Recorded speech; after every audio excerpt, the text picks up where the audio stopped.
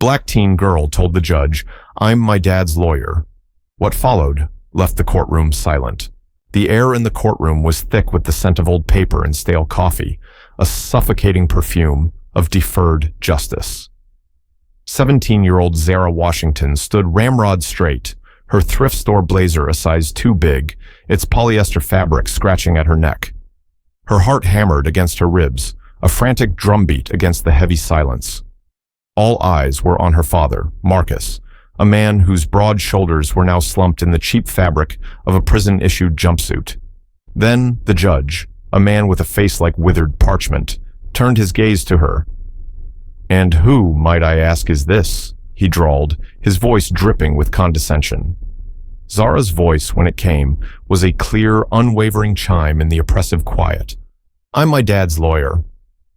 The world had once been a place of vibrant color for Zara.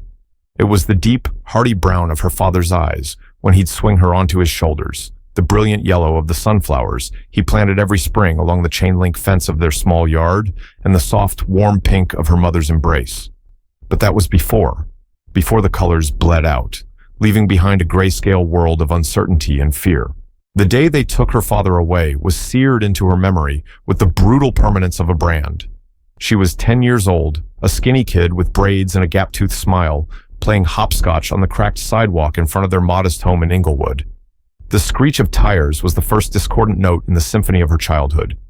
2 police cars, stark and menacing, blocked their street. Men in uniforms, their faces grim and unreadable, swarmed their small house.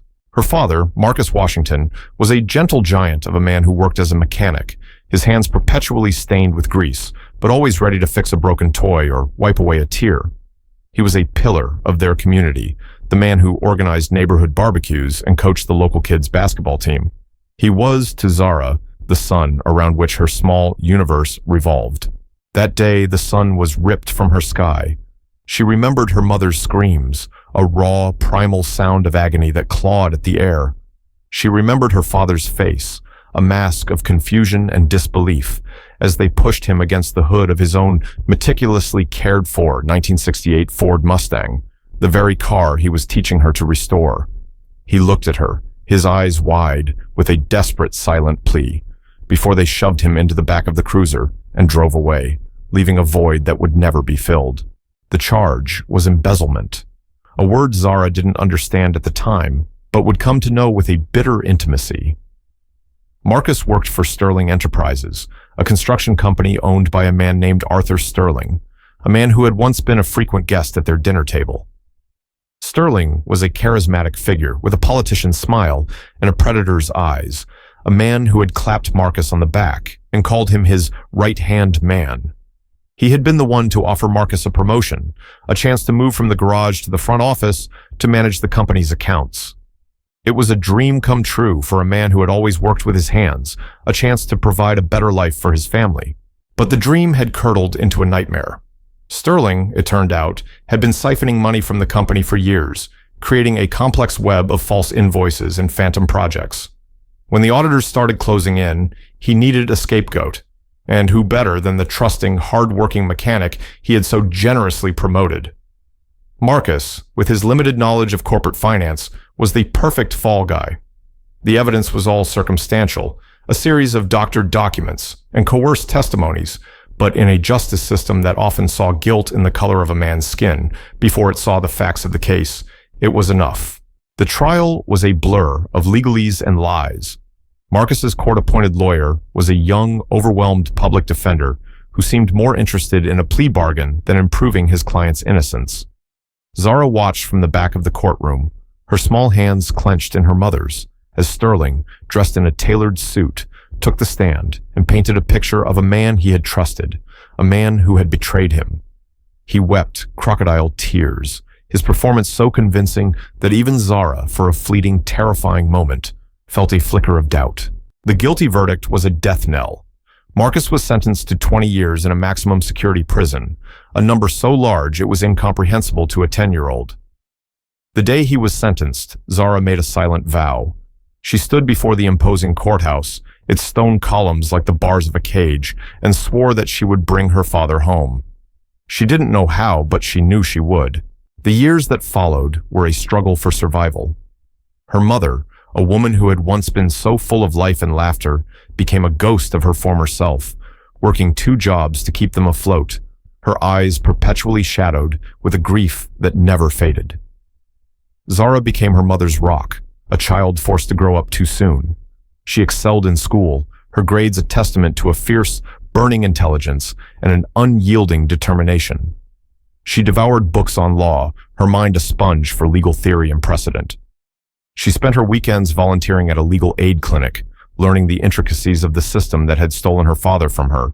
Her visits to the prison were the only splashes of color in her otherwise monochrome existence. Seeing her father, even through a thick pane of plexiglass, was a painful reminder of all they had lost, but it was also a source of strength. He would listen to her talk about her classes, his eyes shining with a pride that transcended the grim reality of their surroundings. He was the one who encouraged her to dream, to aim for a life beyond the confines of their grief. But as Zara grew older, she began to see the cracks in his carefully constructed facade of strength. She saw the way his shoulders sagged, the way his gaze would sometimes drift to a place beyond the prison walls, a place she couldn't follow. She saw the hope in his eyes slowly dimming, replaced by a quiet resignation, and she knew that time was running out. By the time she was 17, Zara was a force to be reckoned with. She had graduated high school at the top of her class and had been accepted into a prestigious pre-law program at UCLA. She was no longer the skinny kid with braids, but a young woman with a fire in her eyes and a mind as sharp as a razor's edge. She had spent the last 7 years preparing for this moment, for the day she would walk into a courtroom, not as a spectator, but as a warrior. The preliminary hearing was for a motion to introduce new evidence, a long shot, but the only shot they had. Her father's case had been dormant for years, another file in a dusty cabinet, another life-gathering dust. But Zara had spent months poring over the case files, her bedroom floor littered with legal documents and transcripts. And she had found something, a small, overlooked detail, a loose thread in the tapestry of lies that Sterling had woven. She had tried to explain it to her father's new public defender, a man who was just as jaded and overworked as the first. He had patted her on the head and told her to leave the lawyering to the professionals. But Zara knew that no one would fight for her father like she would. And so, she had made a decision that was both reckless and necessary. She had filed the paperwork to represent her father herself, under a special provision for pro se representation. And now, here she was, standing in the heart of the beast, the same courtroom where her father had been condemned, her voice echoing in the silent, cavernous space. "I'm my dad's lawyer." The words hung in the air, a declaration of war, a promise to a man who had lost everything. The judge stared at her, his mouth agape, the courtroom a sea of stunned faces. In that moment, Zara Washington was no longer a child. She was a storm, and she was just beginning to rage. The judge, a man named Wallace, who had a reputation for being as unyielding as the granite of the courthouse steps, recovered from his initial shock. A smirk played on his thin lips. "Miss Washington," he said, his voice a low, dangerous rumble, "this is not a high school debate club. This is a court of law. You are a child." "I am 17, Your Honor," Zara replied, her voice steady, betraying none of the fear that was churning in her stomach. "And I am more familiar with the details of this case than anyone in this room." The prosecutor, a slick, ambitious man named Peterson, rose to his feet. "Your Honor, this is a mockery of the judicial process. The defendant has a court-appointed attorney. This girl is not a lawyer. I have filed a motion for pro se representation, with myself as legal counsel, as is my father's right," Zara countered, her gaze unwavering. She had spent weeks researching the legal precedent, her nights filled with the dense, arcane language of the law. The judge looked from Zara to her father. Marcus, who had been silent until now, spoke, his voice hoarse from disuse. "Your Honor," he said, his voice filled with a quiet dignity, "I want my daughter to represent me." Judge Wallace sighed, a long, theatrical sound of exasperation. He looked down at the paperwork on his desk, his eyes scanning the documents Zara had so meticulously prepared. He was a man who believed in the letter of the law, if not its spirit, and he could find no legal grounds to deny the request. "Very well," he said, his voice laced with a grudging respect. "But I am warning you, Miss Washington. I will not tolerate any theatrics in my courtroom. You will conduct yourself with the decorum and professionalism expected of an officer of the court." "I understand, Your Honor," Zara said, a small, triumphant smile touching her lips. The weeks that followed were a baptism by fire. Zara juggled her pre-law classes with the demands of her father's case. Her life, a whirlwind of lectures, legal research, and late-night study sessions. She turned her bedroom into a war room, the walls covered with timelines and legal precedents, the floor a minefield of case files and law books. Sleep became a luxury she couldn't afford, her body fueled by caffeine and a burning sense of purpose. She faced resistance at every turn. The university's law library, a hallowed space for aspiring legal minds, became a battleground. The librarians, accustomed to dealing with seasoned law students, were dismissive of the teenage girl who asked for obscure legal texts and access to their online databases. She was met with condescending smiles and thinly veiled skepticism, but she refused to be intimidated. She stood her ground, her knowledge of the law surprising even the most jaded of legal scholars. Her professors were no more encouraging. One, a renowned constitutional law expert named Professor Davies, called her into his office after class. He was a formidable man with a booming voice and a reputation for intellectual rigor. "Miss Washington," he said, his eyes peering at her over the top of his spectacles, "I admire your ambition, but you are in over your head. The law is a jealous mistress, and she demands a lifetime of devotion. You cannot hope to master her in a matter of weeks." "With all due respect, Professor," Zara replied, her voice firm, "my father's life is at stake. I don't have the luxury of a lifetime." Davies was silent for a moment, his gaze searching. He saw in her not the arrogance of youth, but the desperation of a daughter fighting for her father's life. He saw a spark, a fire that reminded him of himself as a young, idealistic lawyer. "Very well," he said, a hint of a smile in his voice. "But if you're going to do this, you are going to do it right. My door is always open."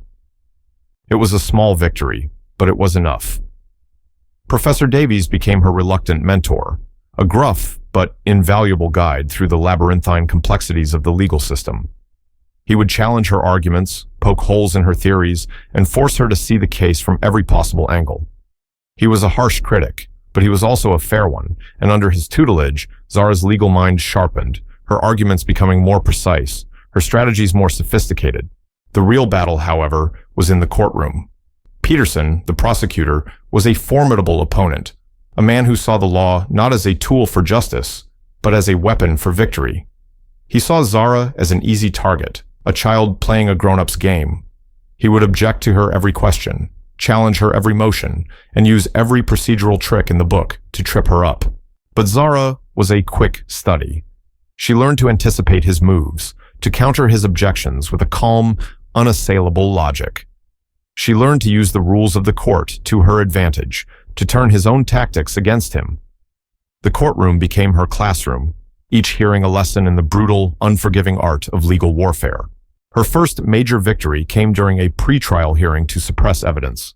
Peterson was trying to introduce a new witness, a former cellmate of her father's, who claimed that Marcus had confessed to the crime.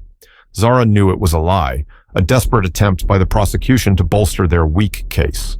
She cross-examined the witness with a surgical precision, her questions relentless, her logic unassailable. She exposed his history of perjury, his deals with the prosecution for a reduced sentence, and the inconsistencies in his story. By the time she was finished, the witness's testimony was in tatters, his credibility destroyed. The judge, despite his initial skepticism, was impressed. He granted her motion to suppress the evidence, a small but significant victory that sent a ripple of shock through the courtroom. For the first time, Peterson looked at Zara, not with condescension, but with a grudging respect. He had underestimated her, and he would not make that mistake again. But the victory was short-lived. Sterling and his high-powered legal team were not going to be defeated so easily. They were a hydra. For every head she cut off, 2 more would grow in its place. They filed a barrage of motions, burying her in a mountain of paperwork, forcing her to spend precious time and resources responding to their frivolous claims. The pressure was immense. The weight of her father's life was on her shoulders, a burden that would have crushed a lesser person. There were moments of doubt, moments when the exhaustion was so profound that she wanted to give up, to crawl into her bed and never come out. But then she would look at the picture of her father on her desk, his smiling face a reminder of the man he was, the man she was fighting for, and she would find the strength to go on. The turning point came late one night as she was poring over the financial records from Sterling Enterprises, the same documents that had been used to convict her father. She had looked at them 100 times, but this time she saw something different. A small, almost imperceptible anomaly, a single transaction that didn't add up. It was a transfer of a large sum of money to a shell corporation, a corporation that, after hours of digging, she traced back to a man named Frank Miller, the prosecution's star witness in her father's original trial. It was the loose thread she had been searching for, the first real crack in the wall of lies that Sterling had built. It was proof that Miller had been paid for his testimony, that he had committed perjury. It was the key that could unlock her father's cage. Her heart pounded in her chest, a wild, triumphant rhythm. She wanted to scream, to cry, to dance around the room. But she knew that this was just the beginning. She had the truth, but now she had to prove it. And she knew that Sterling would do everything in his power to stop her. The war had just begun, and the real battle was yet to come. The discovery of the payment to Frank Miller was like a shot of adrenaline to Zara's weary soul. It was the first tangible piece of evidence she had, a concrete link in the chain of corruption that had sent her father to prison. But it was also a dangerous piece of information. She knew that Sterling would not hesitate to bury it, and anyone who tried to bring it to light. Her first instinct was to go to Professor Davies. She laid out her findings on his cluttered desk, her voice trembling with a mixture of excitement and fear. He listened intently, his expression unreadable. When she was finished, he was silent for a long moment, his fingers steepled under his chin. "This is a game changer, Zara," he said, his voice low and serious, "but it's also a stick of dynamite. If you're not careful, it will blow up in your face." He was right. She couldn't just walk into court and accuse a respected businessman of bribery and perjury. She needed more. She needed to connect the dots, to build an airtight case that would leave no room for doubt. The next few weeks were a blur of clandestine meetings and covert investigations. With Professor Davies's help, she enlisted the help of a retired private investigator, a grizzled old veteran named Jack Callahan, who had a nose for trouble and a deep-seated distrust of the rich and powerful. Together, they delved into the murky world of Sterling Enterprises, a world of shell corporations, offshore accounts, and backroom deals. They were a motley crew, a teenage girl, a crusty old PI, and a law professor, united by a common cause. They worked in the shadows, their every move calculated, their every conversation guarded. Zara learned to live a double life. By day, she was a diligent pre-law student, attending lectures and writing papers. By night, she was an amateur detective, poring over financial records and chasing down leads. The line between her two worlds began to blur, the weight of her secret, a constant companion. Their investigation led them to a woman named Sarah Jenkins, a former accountant at Sterling Enterprises who had been fired shortly after her father's trial. They found her living in a small, run-down apartment on the outskirts of the city, a woman haunted by the ghosts of her past. She was reluctant to talk at first, her eyes filled with a fear that was almost palpable. But Zara's passion, her unwavering belief in her father's innocence, broke through her defenses. Sarah confessed that she had known about the fraudulent accounting practices at Sterling Enterprises, that she had even tried to blow the whistle. But Sterling had threatened her, her family, and she had been forced into silence. She had been living with the guilt for 7 years, a heavy burden that had crushed her spirit. She gave Zara a box of documents she had managed to smuggle out of the office before she was fired, a treasure trove of evidence that detailed Sterling's financial crimes in meticulous detail. It was the smoking gun they had been looking for. The documents, combined with the evidence of the payment to Frank Miller, painted a clear and damning picture of a man who had framed an innocent man to cover up his own crimes. But as they were preparing to go to the authorities, disaster struck. Jack Callahan, who had been tailing Sterling, was run off the road by a black SUV with tinted windows. He was lucky to be alive, but his car was a wreck, and he was left with a broken leg and a stern warning to back off. The message was clear. Sterling knew they were getting close, and he was not afraid to use violence to protect his secrets. The fear that had been a constant hum in the back of Zara's mind now became a deafening roar. She was no longer just fighting a legal battle. She was fighting for her life. Professor Davies urged her to be cautious, to go to the police, but Zara knew that Sterling had connections, that the police were likely in his pocket. She couldn't trust anyone. She was on her own. The incident with Jack forced her to change her strategy. She could no longer afford to work in the shadows. She had to bring the fight into the light, to use the one weapon she had that Sterling couldn't control, the court of law. She filed a motion for a new trial based on the new evidence she had uncovered. The motion was a bold move, a direct challenge to the verdict that had stood for 7 years. It was a declaration of war, and she knew that Sterling and his legal team would come at her with everything they had. The hearing for the motion was a media circus. The story of the teenage girl who was fighting to free her father had captured the public's imagination, and the courtroom was packed with reporters and spectators. The air was electric with anticipation, the tension so thick you could cut it with a knife. Zara stood before the judge, her voice clear and strong, as she laid out her case. She presented the evidence of the payment to Frank Miller, the documents from Sarah Jenkins, and the testimony of Jack Callahan.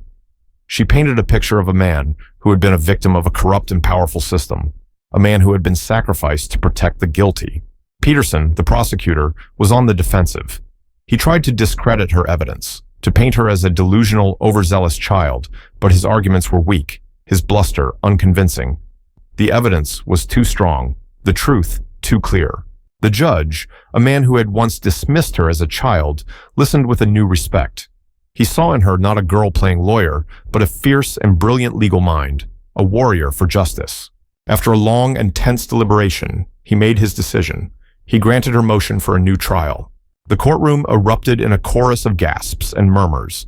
Zara felt a wave of relief so profound that her knees buckled. She had done it. She had given her father a second chance. But as she looked across the courtroom, she saw Sterling, his face a mask of cold, controlled fury. He looked at her, his eyes like chips of ice, and in that moment, she knew that this was far from over. She had won the battle, but the war was just beginning, and she had a feeling that the worst was yet to come. The victory was intoxicating, a heady mix of relief and triumph. For the first time in 7 years, there was a glimmer of hope on the horizon, but the celebration was short-lived. The reality of what lay ahead soon set in. A new trial meant starting from scratch, building a case from the ground up, and facing the full force of Sterling's legal and financial power. Sterling's response was swift and brutal. He launched a smear campaign against Zara and her family, using his media connections to paint her as a reckless, fame-hungry teenager, and her father as a hardened criminal. Old, sealed juvenile records of Marcus's were mysteriously leaked, detailing a minor shoplifting charge when he was 15. Tabloids ran sensational headlines, and anonymous sources whispered lies to eager reporters. The court of public opinion, once on her side, began to turn against them. The pressure was relentless. Zara's phone rang at all hours with calls from reporters, her email inbox flooded with a mixture of hate mail and unsolicited legal advice. She became a prisoner in her own home, the world outside a hostile and judgmental place. The weight of it all began to take its toll. The exhaustion was bone deep, the stress a constant, gnawing presence. It was during this time, in the crucible of public scrutiny and private despair, that the twist emerged, not from a dusty file or a secret informant, but from the recesses of her own family's past. Her mother, who had been a quiet, supportive presence throughout the ordeal, began to unravel. The renewed attention on their family, the dredging up of old wounds, was too much for her to bear. One evening, after a particularly vicious news report, she broke down. Zara found her in the living room, sitting in the dark, a shoebox full of old photographs on her lap.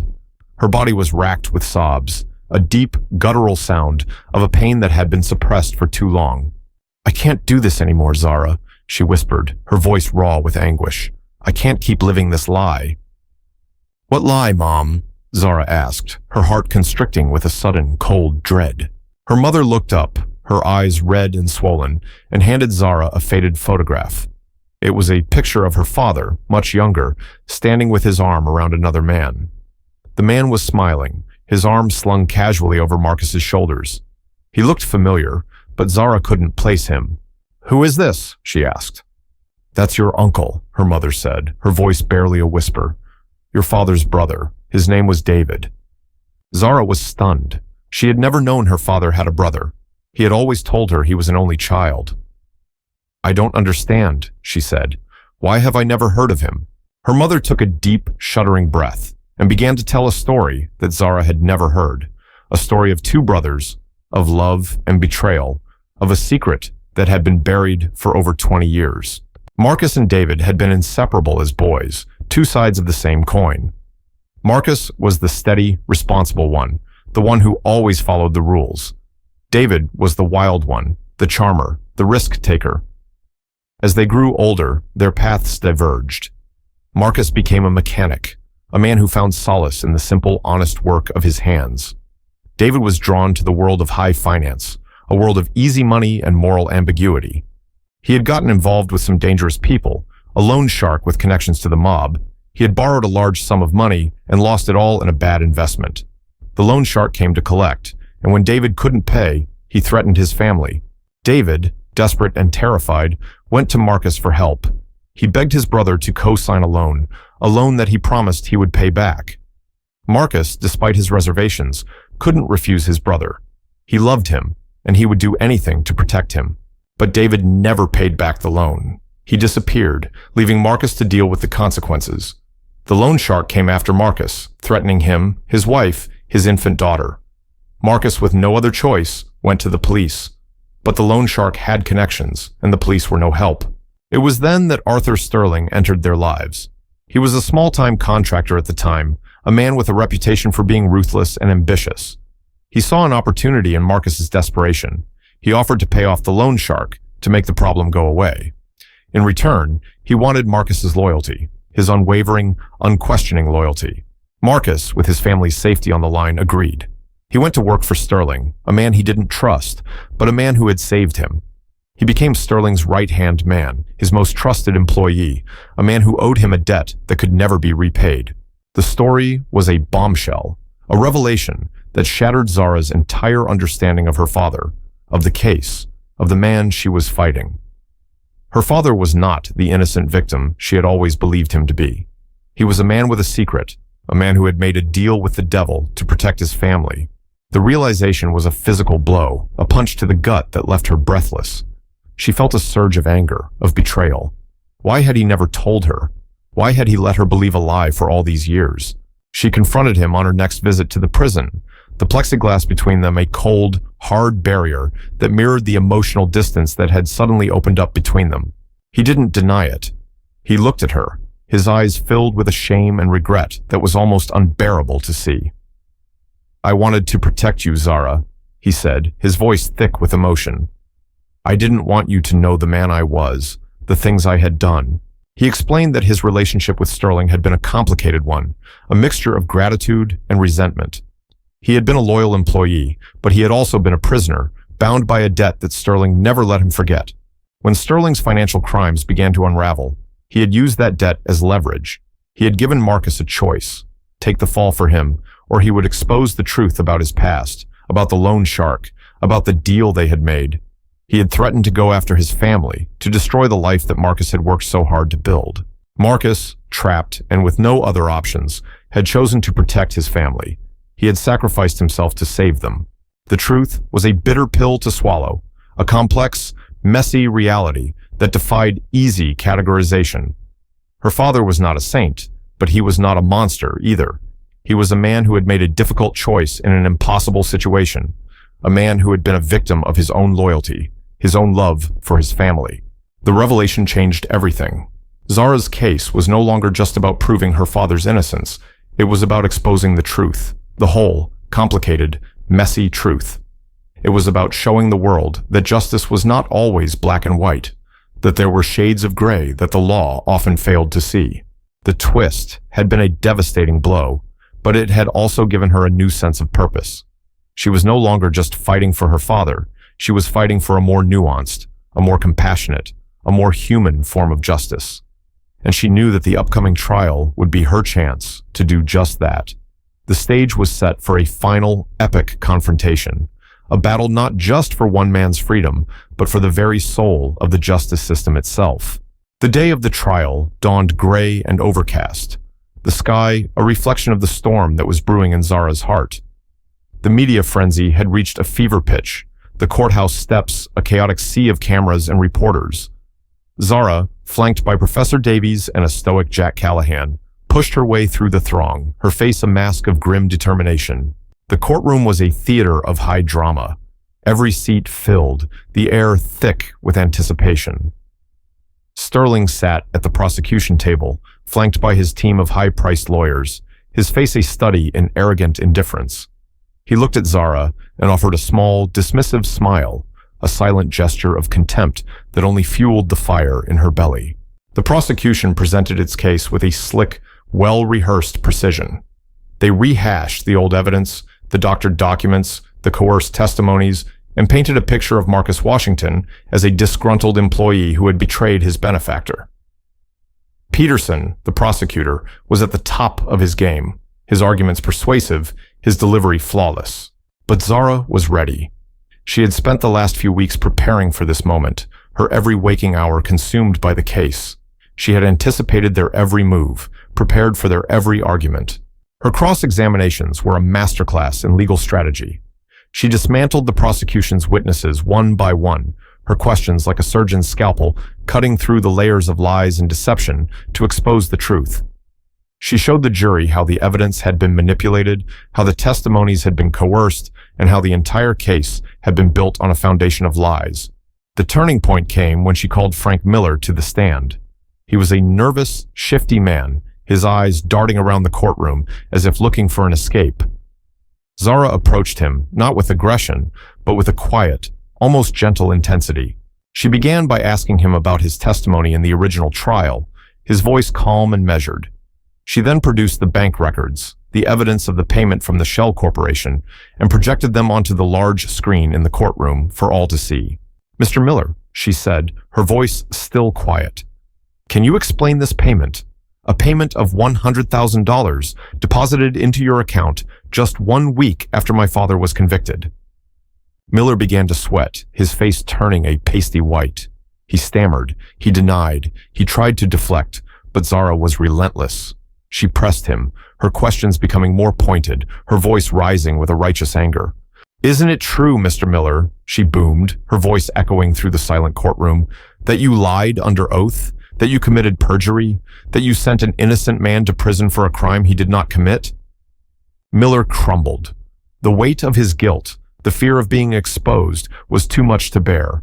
He broke down on the stand, his body convulsing with sobs, and confessed everything. He told the jury how Sterling had paid him to lie, how he had threatened him, how he had been living with the guilt ever since. The courtroom erupted in chaos. The judge banged his gavel, his voice a roar as he called for order, but the damage was done. The prosecution's case was in tatters.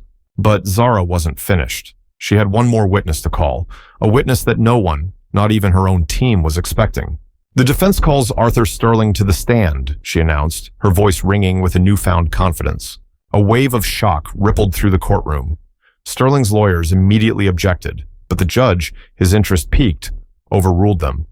Sterling, his face a mask of cold fury, had no choice but to take the stand. Zara approached him, her heart pounding in her chest. This was it. The moment she had been waiting for, the moment she had been fighting for the last 7 years. She began by questioning him about his business practices, about the shell corporations, the offshore accounts, the fraudulent invoices. She presented the documents that Sarah Jenkins had given her, a mountain of evidence that detailed his financial crimes in meticulous, damning detail. Sterling denied everything, his voice a low, menacing growl. He was a master of evasion, a man who had built an empire on lies. But Zara was not to be deterred. She then turned to the matter of her uncle, David Washington. "Mr. Sterling," she said, her voice dropping to a near whisper, "I want you to tell the court about your relationship with my father's brother." Sterling's composure finally cracked. A flicker of fear, of panic, flashed in his eyes. He tried to deny it, to claim he had never met the man, but Zara was ready. She produced the photograph of her father and uncle, the same photograph her mother had shown her, and projected it onto the screen. "This is you, isn't it, Mr. Sterling?" she asked, her voice dripping with contempt. "Standing next to my Uncle David, the man you claim you never met." The courtroom was in an uproar. The jury stared at the screen, their faces a mixture of shock and disgust. Sterling was trapped, his web of lies unraveling around him. Zara then told the jury the whole story. The story of the two brothers, of the loan shark, of the deal her father had been forced to make. She painted a picture of a man who had been a victim not just of a corrupt legal system, but of a ruthless and manipulative predator. "My father is not a criminal," she said, her voice thick with emotion, her eyes locked on the jury. "He is a man who made a difficult choice to protect his family. He is a man who has already paid a price for that choice, a price far greater than he deserved." She then turned to Sterling, her eyes blazing with a righteous fury. "The man who should be on trial here is not my father," she said, her voice ringing with conviction. "It is this man. A man who has built his empire on the backs of innocent people, a man who has corrupted our justice system, a man who has stolen 7 years of my father's life." She rested her case. The courtroom was silent, the air thick with a tension that was almost unbearable. The jury filed out, their faces grim and unreadable. The wait for the verdict was an agony, each minute an eternity. When the jury returned, the foreman, a middle-aged woman with kind eyes, stood to read the verdict. She looked at Marcus, a small, sad smile on her face. "On the charge of embezzlement," she said, her voice clear and strong, "we the jury find the defendant, Marcus Washington, not guilty." A wave of emotion washed over Zara, so powerful that she thought she would drown in it. Tears streamed down her face, tears of joy, of relief, of a grief that had finally been released. She turned to her father, and for the first time in 7 years, she saw him not as a prisoner, but as a free man. He looked at her, his eyes shining with a love and a pride that was more powerful than any legal victory.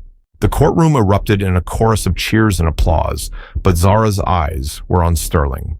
He sat at the prosecution table, his face a mask of disbelief, of rage, of a man who had finally been brought to justice.